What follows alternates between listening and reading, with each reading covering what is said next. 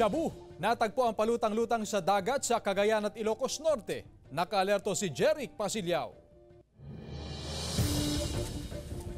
Isang bloke ng shabu ang nakitang palutang-lutang sa dagat sa Claveria, Cagayan. Ayon sa pasukin PNP Maritime, nagsasagawa sila ng seaborne patrol noong Miyerkules nang makatanggap ng impormasyon na may mangingisdang nakakita ng isang bloke ng shabu na nakabalot sa plastic. 26 nautical miles ang layo mula sa Claveria, Cagayan. Nakitaan din ng Chinese characters ang plastic. Kapareho ng nakuhang shabu sa karagatang bahagi ng Burgos, Ilocos Norte. Tumitimbang ang shabu ng mahigit 995 grams na nagkakahalaga ng 6.7 million pesos. Bibigyan daw ng lokal na pamahalaan ng pasukin ng gantimpala ang mangingisdang nagsurrender ng naturang iligal na droga.